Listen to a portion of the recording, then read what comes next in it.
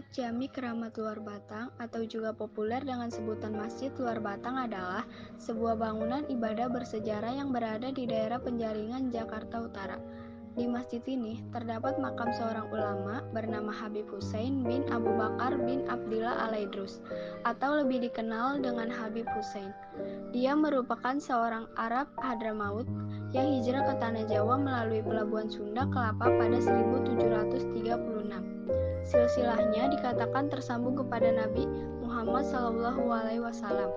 Lalu, tahukah Anda mengenai asal-usul masjid itu dinamai Luar Batang? Dilansir dari Ensiklopedia Jakarta, Masjid Luar Batang yang terletak di Jalan Luar Batang, Gang 5, Nomor 1, Kelurahan Penjaringan, Jakarta Utara. Ini banyak didatangi ribuan peziarah setiap harinya, karena di dalam kompleks masjid itu terdapat ruang makam keramat Al-Habib Hussein bin Abu Bakar Al-Aidrus dan asistennya, seorang keturunan Tionghoa bernama Habib Abdul Qadir. Umumnya, peziarah selain mencari berkah diantaranya ingin mencari keselamatan, menyembuhkan penyakit, atau agar dinaikkan pangkatnya. Sejarah berdirinya kompleks keramat itu berawal dari kedatangan seorang pemuda tampan berasal dari belahan Jazirah Arab, tepatnya di daerah Hadramaut, Yaman Selatan, datang ke Batavia pada 1736 Masehi atau awal abad ke-18. Pemuda yang dilahirkan dalam keadaan yatim piatu itu hijrah ke Batavia melalui Pelabuhan Sunda Kelapa. Pada saat itu, Pelabuhan Sunda Kelapa termasuk bandar yang paling ramai di Pulau Jawa. Di kawasan berawa-rawa dan terdapat banyak pohon bakau, terletak di bagian barat Sunda Kelapa yang berbentuk teluk. Itulah dibangun surau atau musola oleh Al-Habib Hussein sebagai tempat beribadah dan bersolawat. Di tempat itulah ia menyiarkan agama Islam dan banyak penduduk yang datang untuk mohon doa. Pada suatu malam, Al-Habib dikejutkan seorang pendatang dengan pakaiannya basah kuyup, mohon pertolongan dari kejaran tentara VOC. Dia adalah tawanan dari sebuah kapal dagang Tionghoa yang akan dikenakan hukuman mati. Menjelang tengah hari, datanglah pasukan berkuda VOC. Mereka berusaha mengejar tawanan tersebut dan merampasnya dari tangan Habib Hussein. Dengan tegar, Habib membela tawanan itu. Akhirnya, warga Tionghoa itu terbebas dan masuk ajaran agama Islam.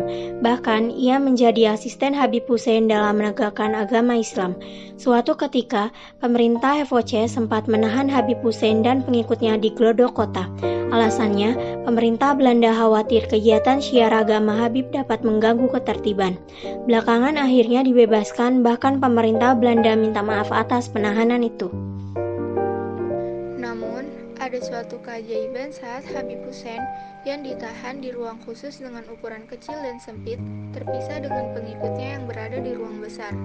Setiap subuh, penjaga tahanan melihat Habib berada di ruang besar, menjadi imam sholat di tahanan tersebut.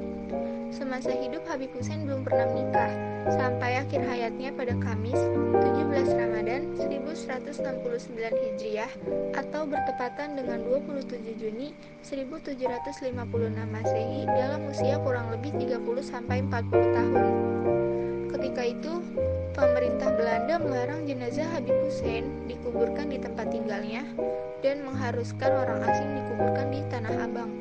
Tetapi, sudah 3 kali bolak-balik mengusung Kurung Batang ke kuburan Tanah Abang.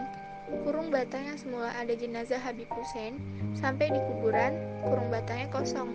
Ternyata, jenazah Habib kembali ke tempat tinggalnya semula, sehingga pengusung Kurung Batang memutuskan untuk menguburkan Habib Hussein di tempat tinggalnya yang menjadi ciri khusus Kampung Baru Luar Batang, atau sekarang dikenal dengan nama Kampung Luar Batang.